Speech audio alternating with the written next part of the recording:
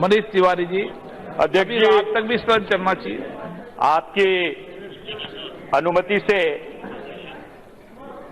मैं ये जो नागरिक का संशोधन विधेयक 2019 सरकार ने आज इस सदन में पेश किया है, उसके विरोध में खड़ा हुआ और हमारा विरोध इस विधेयक के साथ ये है कि ये असंवैधानिक है, गैर संवैधानिक है, जो संविधान की मूल भावना है उसके खिलाफ है और जिन आदर्शों पर डॉक्टर बाबा साहब अंबेडकर ने हमारे संविधान की संरचना की थी उसके बिल्कुल विरुद्ध है।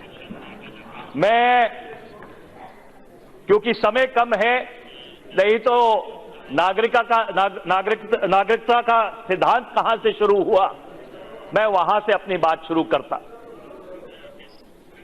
बहुत वर्ष पहले जब यूनान में गणराज्य हुआ करते थे, तब वहां पे नागरिकता का सिद्धांत उत्पन्न हुआ। उसके बाद जब 1648 में वेस्टफेलिया की संधि हुई तो ये नागरिकता का जो कॉन्सेप्ट था इसके ऊपर अमली जामा पहनाया गया। वक्त बदलता गया, जो सत्ता थी वो राजाओं के हाथ से जनता के हाथ में गई और 1947 में जब भारत आजाद हुआ, जब अंग्रेजी साम्राज्यवादों को यहां से भगाया, तो भारत की जो संविधान सभा है उसने संविधान की संरचना के ऊपर अपनी चर्चा आरंभ की। अध्यक्ष जी, 10 अगस्त 1949 को 10 अगस्त 1949 डॉक्टर बाबा साहब अंबेडकर उस संविधान सभा में बोलते हुए उन्होंने कहा, except one other article in the draft constitution, I do not think that any other article has given the drafting committee such a headache as this particular article. वो नागरिकता के जो धाराएं थी उनका जिक्र कर रहे थे और उन्होंने ये बात इसलिए कही क्योंकि नागरिकता एक बहुत संवेदनशील मुद्दा है और उस समय भारत के संविधान के निर्माताओं ने यह बात तय की कि नागरिकता के 2 आधार होंगे। पहला आधार भूगोलिक और दूसरा आधार खून के रिश्तों के ऊपर आधारित होगा। धारा 5 से लेकर 11 को भारत के संविधान में शामिल किया गया। उसके बाद 1955 में नागरिकता का कानून बना और उसमें यह बात तय की गई, सुनिश्चित की गई कि नागरिकता के 4 मापदंड होंगे। सबसे पहले जन्म, दूसरा डिसेंट, तीसरा पंजीकरण और चौथा नेचुरलाइजेशन। और उसके बाद 2019 तक उस कानून को 8 बार संशोधित किया गया, पर जितनी उत्तेजना इस संशोधन को लेकर पूरे देश में देखने को मिल रही है वो आज से पहले कभी नहीं दिखी। और उसका कारण ये है कि अध्यक्ष जी, ये जो विधेयक लाया गया है ये धारा 14, धारा 15, धारा 21, धारा 25 और 26 जो संविधान की है उसके बिल्कुल खिलाफ है। और मैं आज सुबह गृह मंत्री जी ने धारा 14 को पढ़ा था, मैं दोबारा से एक बार पढ़ना चाहता हूं। धारा 14 क्या कहती है? Equality before law, the state shall not deny to any person equality before the law और the equal protection of the laws within the territory of India. इसका क्या माने है अध्यक्ष जी? इसका माने है कि कोई भी व्यक्ति, चाहे वो भारत का नागरिक है या नहीं, उसको भारत के कानून के सामने बराबरी की नजर से देखा जाएगा।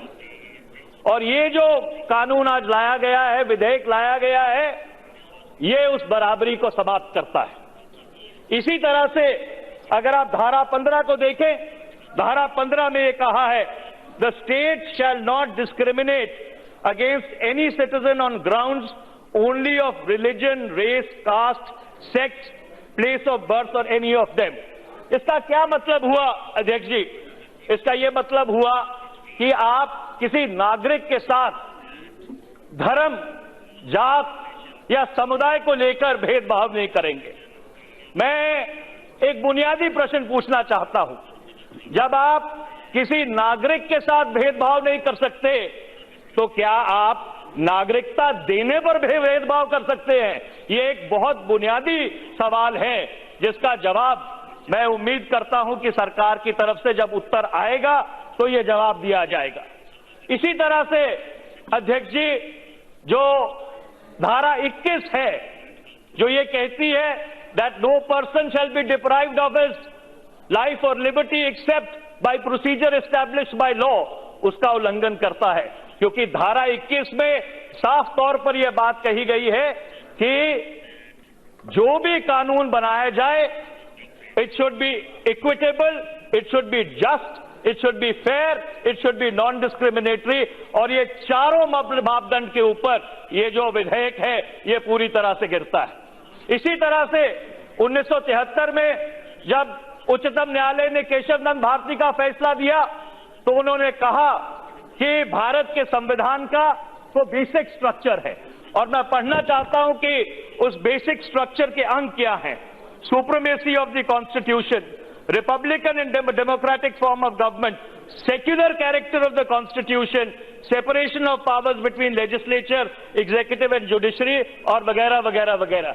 ये जो मूलभूत सिद्धांत है, जो मूलभूत ढांचा है हमारे संविधान का, जो ये कहता है कि हर कानून पंथ निरपेक्ष होना चाहिए, आज जो ये विधेयक आया है, ये विधेयक उस बेसिक स्ट्रक्चर का, उस मूलभूत आधार का भी उल्लंघन करता है।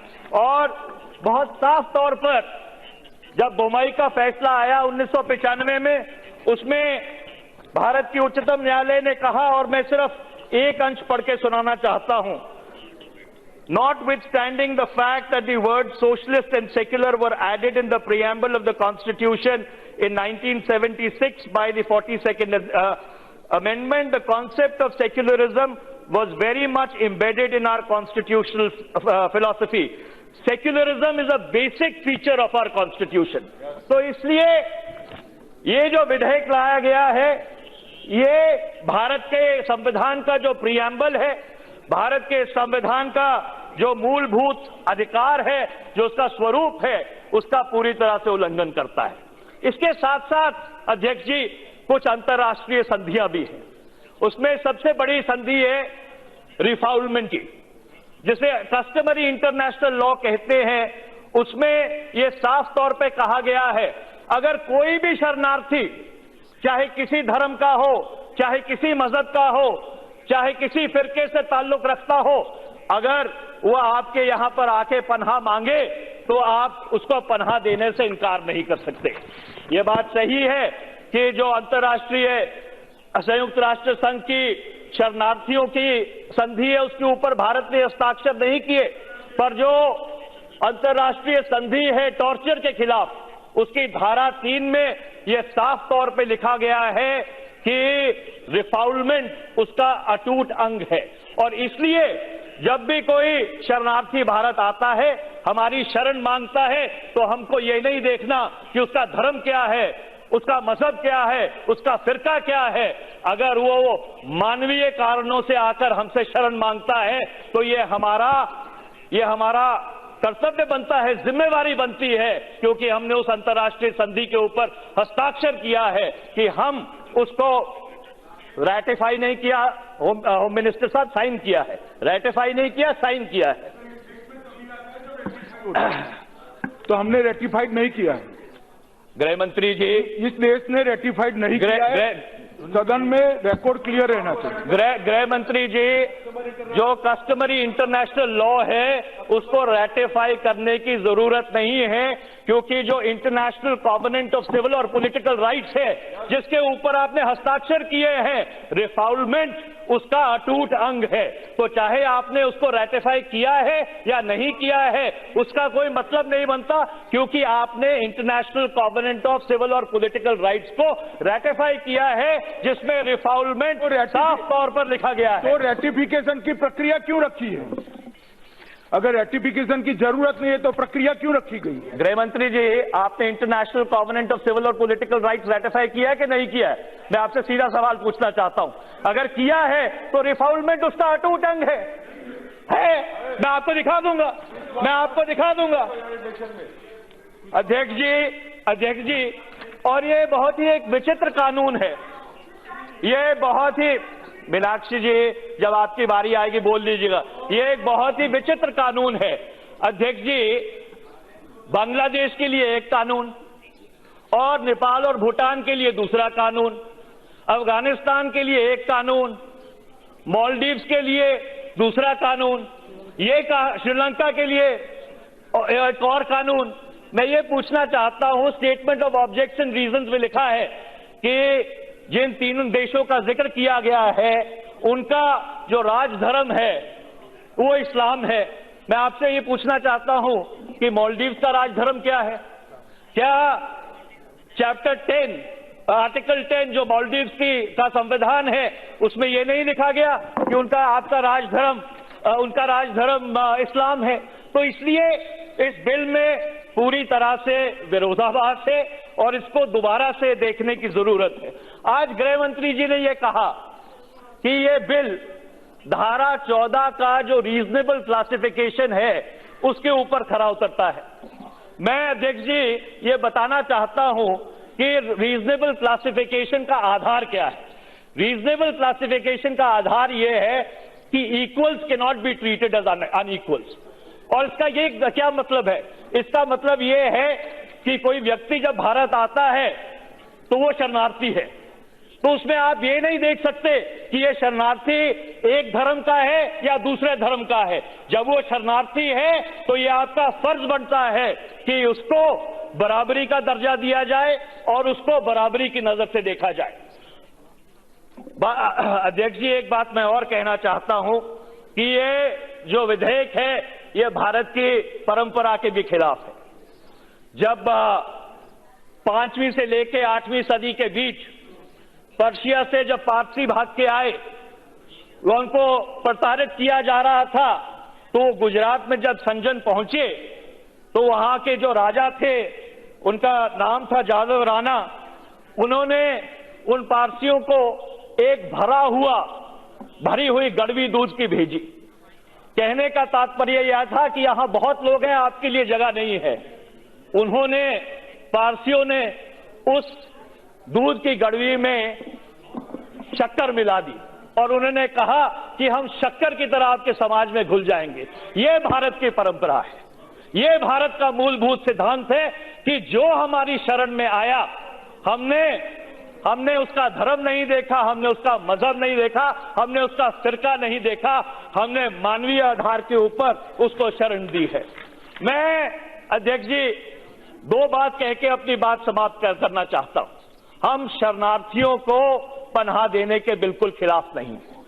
हम सरकार से ये चाहते हैं कि आप एक व्यापक कानून लेके आइए, एक व्यापक रिफ्यूजी लॉ लेके आइए। आप इलीगल माइग्रेंट्स के ऊपर एक कानून लेके आइए, जो कानून धर्म फिरके से ऊपर उठ के ये जो बहुत ही संवेदनशील समस्या है, उस संवेदनशील समस्या को बहुत ही एक पैनी नजर से देखता है। आखिर में अध्यक्ष जी मैं एक बात कहना चाहूंगा। ये दुर्भाग्यपूर्ण बात है कि जब सदन में ऐसे संवेदनशील मुद्दे के ऊपर बहस होती है तो कभी कभी सत्ता पक्ष के लोग उत्तेजित हो जाते हैं। आज गृह मंत्री जी ने कहा कि भारत के विभाजन के लिए कांग्रेस पार्टी जिम्मेदार थी, धर्म के नाम पे। मैं साफ तौर पे एक बात कहना चाहता हूं कि अगर इस देश में 2 नेशन थ्योरी की किसी ने नींव रखी थी तो 1935 में अहमदाबाद में हिंदू महासभा के सेशन में सावरकर ने रखी थी, कांग्रेस पार्टी ने नहीं रखी थी। अध्यक्ष जी बैठ जाइए, जब आपका मौका आएगा बोलिए। अध्यक्ष जी मैं आखिरी बात ये आखिरी बात ये कहना चाहता हूं कि ये सत्ता पक्ष जानता है कि ये विधेयक क्यों लेके आए हैं। हम भी जानते हैं कि ये विधेयक क्यों लेके आए हैं और ये जनता भी जानती है कि ये विधेयक क्यों लेके आए हैं। पर मैं सिर्फ सरकार को आगाह करना चाहता हूं कि इतिहास की आंखों ने वो फलक भी देखे हैं, लम्हों ने गलती की और सदियों ने सजा पाई है, और आज आप बहुत बड़ी गलती करने जा रहे हैं। और मैं इस विधेयक का पुरजोर विरोध करते हुए अपनी बात समाप्त करता हूं।